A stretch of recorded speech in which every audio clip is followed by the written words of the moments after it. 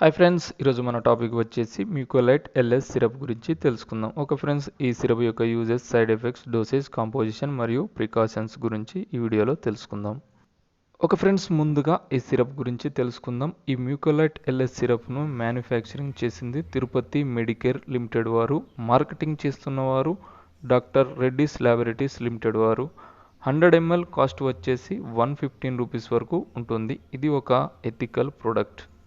Friends, ముందుగా దీని యొక్క కాంపోజిషన్ విత్ యూజెస్ తెలుసుకున్నాం. ఇందులో 3 టైప్స్ ఆఫ్ మెడిసిన్ ఉంటుంది. Number 1 ambroxol hydrochloride 30 mg, levosalbutamol sulphate 1 mg, guaifenesin 50 mg వరకు ఉంటుంది. ముందుగా అంబ్రాక్సిన్ హైడ్రోక్లోరైడ్ యొక్క యూజెస్ తెలుసుకున్నాం. ఈ అంబ్రాక్సిల్ అనేది ముఖ్యంగా మ్యూకస్తో కూడిన దగ్గును తగ్గించడంలో చాలా బాగా ఉపయోగపడుతుంది. అంతేకాకుండా బ్రాంచియాయిటిస్ మరియు షార్ట్నెస్ ఆఫ్ బ్రీత్ను కంట్రోల్ చేయగలదు. వీటితో పాటుగా upper respiratory tract infections like asthma మరియు క్రానిక్ అబ్స్ట్రాక్టివ్ పల్మనరీ డిసీజెస్ను కంట్రోల్ చేయగలదు. ఓవరాల్గా మ్యూకస్ అంటే నంజును తగ్గించడంలో ఇది చాలా బాగా ఉపయోగపడుతుంది. నెక్స్ట్ వచ్చేసి సాల్బుటమాల్ సల్ఫేట్.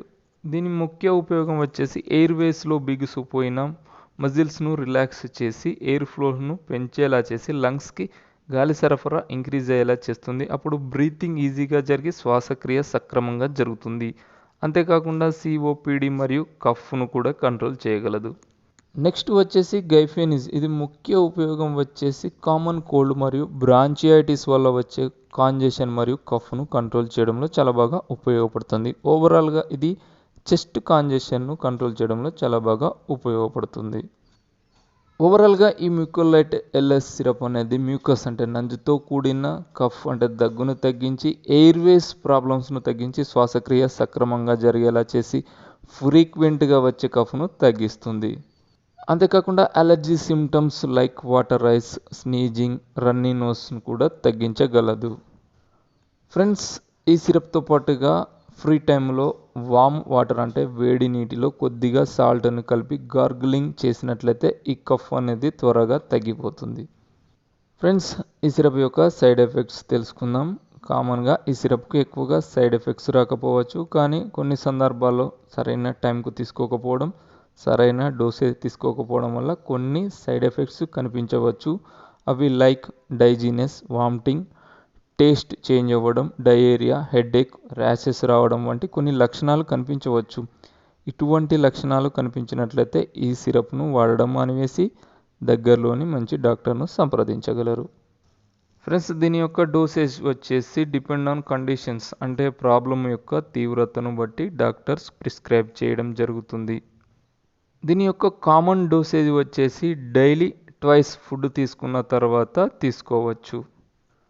ఫ్రెండ్స్, ఏ మెడిసిన్ అయినా డైలీ సేమ్ టైంకు తీసుకున్నట్లయితే ఎక్కువ రిజల్ట్ ఉంటుంది. ఒక ఫ్రెండ్స్, ఈ సిరప్ యొక్క ప్రికాషన్స్ వచ్చేసి ప్రెగ్నెన్సీ లేడీస్ మరియు బ్రెస్ట్ ఫీడింగ్ పాలిచ్చే తల్లులు మరియు చిల్డ్రన్స్ చిన్న పిల్లలు డాక్టర్ సలహా మేరకే యూజ్ చేయగలరు. మరియు వేరే ఇతర సిరప్స్ యూజ్ చేసినట్లయితే డాక్టర్ సలహా మేరకే యూజ్ చేయగలరు. ఓకే ఫ్రెండ్స్, ఈ సిరప్ ఒక్కటి తీసుకోవడం వల్లనే టోటల్గా మ్యూకస్ అనేది తగ్గకపోవచ్చు. ఈ సిరప్తో పాటుగా డాక్టర్ సలహా మేరకు డాక్టర్తో డయాగ్నోసిస్ చేయించుకొని యాంటీబయాటిక్స్ లైక్ అజిత్రోమైసిన్ కానీ క్లావెనిక్ యాసిడ్ కానీ యూజ్ చేయవచ్చు. Friends, these information only for educational purpose అంటే మెడిసిన్ పైన ఒక అవగాహన కొరకే చెప్పడం జరిగింది. డైరెక్ట్గా యూజ్ చేయకండి. ఎటువంటి మెడిసిన్ యూజ్ చేసే ముందైనా డాక్టర్ సలహాతో యూజ్ చేయగలరు. మీకు ఈ వీడియో నచ్చినట్లయితే లైక్ చేయండి, షేర్ చేయండి, మా ఛానల్ని సబ్స్క్రైబ్ చేసుకోండి. Thank you for watching my videos.